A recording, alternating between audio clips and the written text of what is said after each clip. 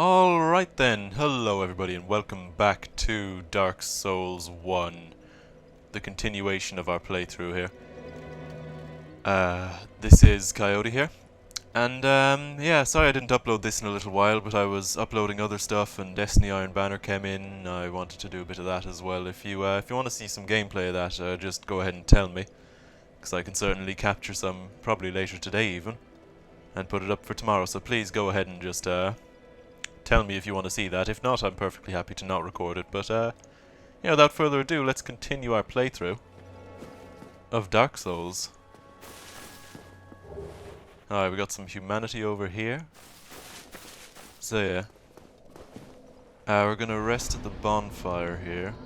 And we're gonna see if we can get a level or two. We want some... hang on. Let me see. Endurance. Yeah, okay. So we want extra endurance.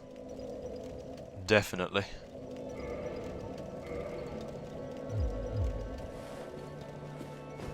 I really want to get down to fast roll.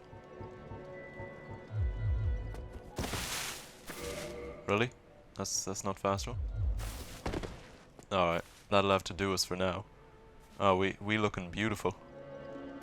We are looking beautiful. Oh my god.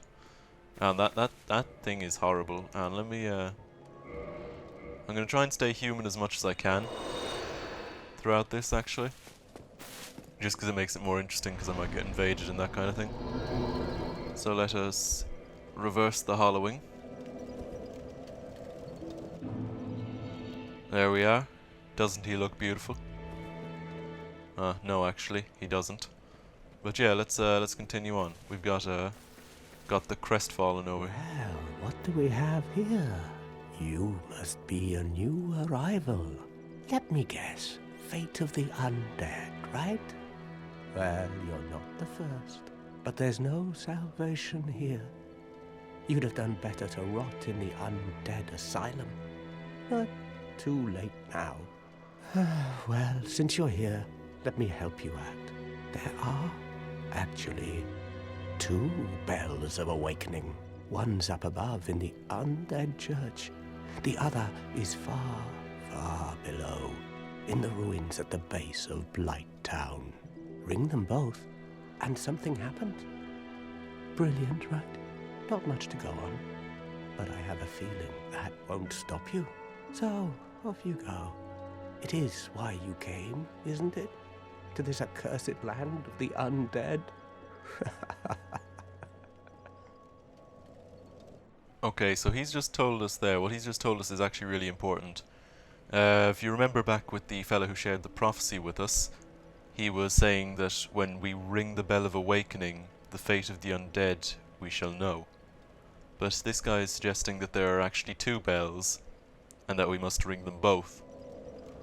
And he says that one is up above in the undead church, which is, I don't know if I can see it from here, but it's up there. Yeah, no, you can't quite see it from here, but it's up that way. And then the other one is in Blight Town, which is down below us. Alright. What? You want to hear more? Oh, that's all we need. Another inquisitive soul.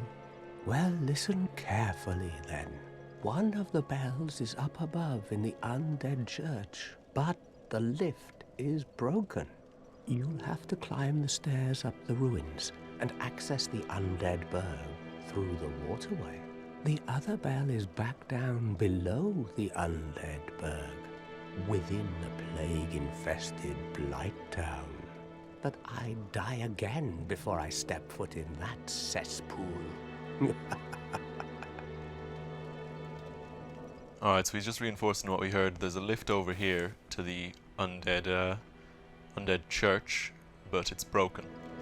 So we're going to have to take a long way around. Basically, we're going to have to go up that set of stairs back there, go across the waterway that we can see up the top there, and then we'll be able to get into the undead burg that way. Let's see, has he anything else to say? Bloody hell, what is it now? You ask too many questions. I think his dialogue is exhausted. What now? I'm not up for chatting. Leave me alone. just want to... Hmm? Yeah, okay, so his dialogue is exhausted, basically, so we can't talk to him anymore. But basically you want to make sure in this game that you exhaust everybody's dialogue, because that's really important. You often hear lots of extra little things. Fatty. Good. Hello there. I believe we are not acquainted. I am Petrus of Thera. Have you business with us? If not, I prefer to keep a distance, if possible. Alright, so this is Petrus of Thera. He's here as a cleric. And he'll play a part later in the story, but he doesn't really do much at the moment. Hello there. I realize that I have requested that we retain our distance. But I also want you to know that it is not meant in ill will. Here, take this as a token of peace. No, go ahead. It's for you. Alright, he's just given us a copper coin there. Look. I can't quite remember what it's kept under. Here it is. Copper coin of Old Man MacLoif. Coin made of copper. Its face shows Old Man MacLoif, god of medicine and drink. Even coins of great value in the world of men have little value of Lordran, where the accepted currency is souls. Those who dream of returning to the outside world are fond of carrying these around. Alright, so we can gather from that maybe this guy doesn't really want to be here. If he was carrying a coin from the outside world, maybe he's here on business or perhaps doing a task that he doesn't particularly want to do. At any rate, he doesn't want to be here. Can't really blame him, I suppose. Oh my, you again. Oh, I know. How about this? I have to await my companions here anyway. So what if I were to teach you some miracles? Would that please you? Very well. Then first, a covenant with the gods. Alright, so he's allowing us to join a covenant here. So we're going to go ahead and do that. That'll give us little bonuses overall. This first covenant doesn't do a huge amount, it's not that useful, but it's nice to have one. Now let me share my miracles. Only their ultimate effectiveness will be determined by your efforts and your faith. Alright, we can learn a gesture from him. We learned the shrug gesture. And we'll see what else he has to say for himself. My companions are Milady and her young knights. She is young, but burdened by an undead mission. We are her defenses, to keep her from harm. An undead mission? Regrettably, I cannot share that with you. But you are my pupil. Perhaps if you show your faith. Alright, so this guy is basically accepting a bribe. We don't actually have the money just yet, so I'm afraid that may be difficult, for our missions are sacred. we will come back and eventually learn that.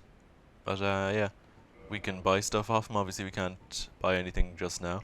But he's selling stuff here like Homeward, for instance, which is 18 faith and costs 8,000 souls, and that's a really nice one to have. Just lying around. Force is a pretty basic miracle, but it's good as well. And then obviously heal. The most basic miracle, basically. Yes, basically the most basic. Okay, we're gonna get out of here. Again, the effectiveness of the teachings depend upon your faith. Alright, good. We're gonna go ahead and head on into Undead Burg. Right, let's go.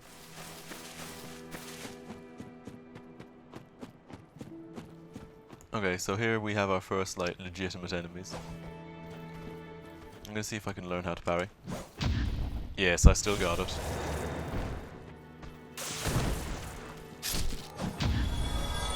Haven't played this game in a while. I was wondering if I was still able to do that. Turns out I am. Okay, this guy's a little bit beefier over here, but he's not too bad. We can take him. Now these guys I always prefer to backstab them, because they do quite a bit of damage, so I don't want to risk the parry really. Yeah, there we go. And of course having a 100% block shield really does help. to fight these guys. You can kind of hide behind it to an extent. Just get rid of him. See if we can get an old Sparta going on this fella. There we go. Goodbye. And then this guy, who is the jankiest enemy in the game.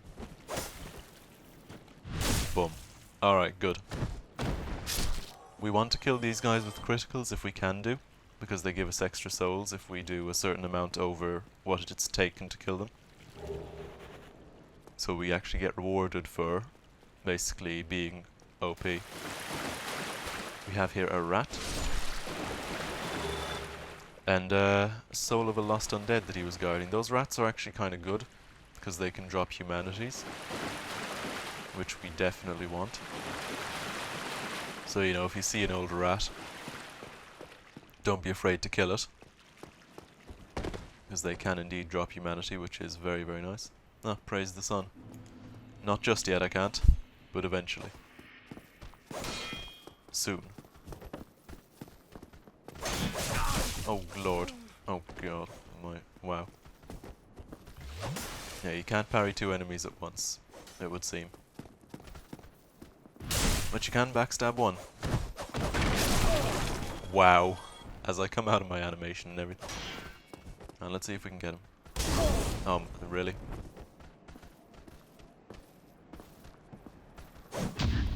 There we go.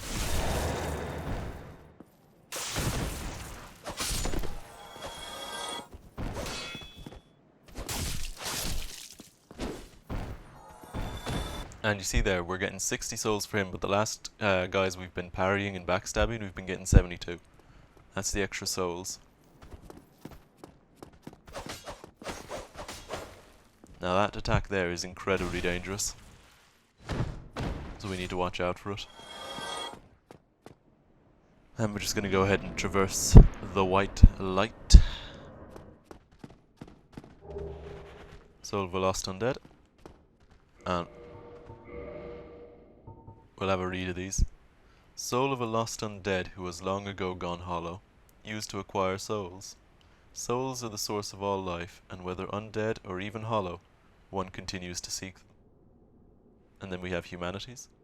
Rare, tiny black sprite found on corpses, used to gain 1 humanity and restore a large amount of HP.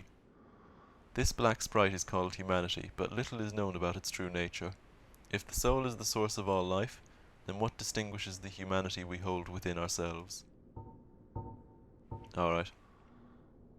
And the dark sign. The dark sign signifies an accursed undead.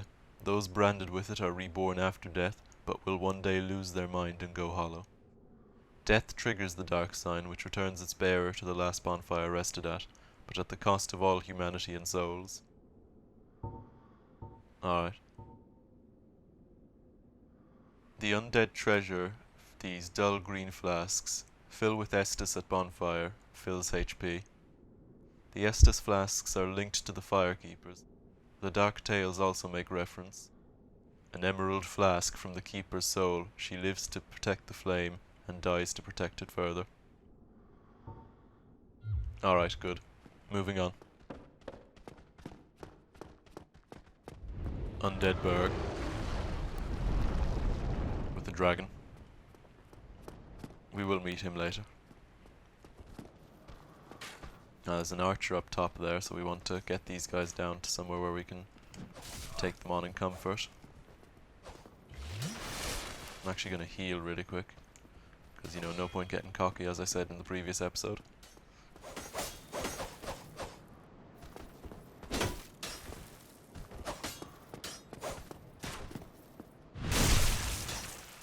Alright. Moving on then.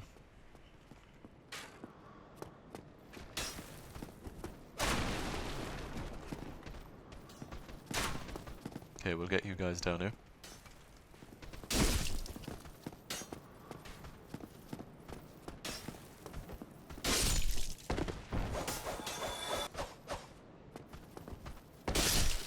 Alright, good. Forward then. we can go in here and pick up the wooden shield. It's an alright shield. It's not as good as the one we're using.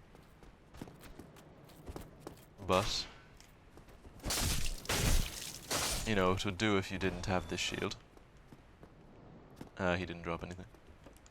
Alright, here we are, at the bonfire. We can go ahead and rest here.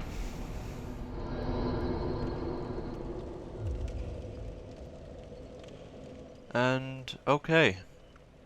I think actually this is probably a good place to leave it off. You know, we got through the starting area, we got a bit more information, we joined the Covenant, and we found our next bonfire. So we'll leave it off here until next time. Next time we will be continuing down through the Undead Burg. So, please, if you did enjoy this episode, go ahead and leave it a like. It really does help out the channel. Helps it grow, helps it get out there. We're really getting out there at the moment, actually. We're doing not so bad at all. So I'm going to go ahead and thank you for that. But in other news, leave your comment down below. I really do love reading them, and I do read every single one, and I reply to them as well, as and when I do see them. So, thank you for watching. I'll see you in the next one. Have a good day. Peace out.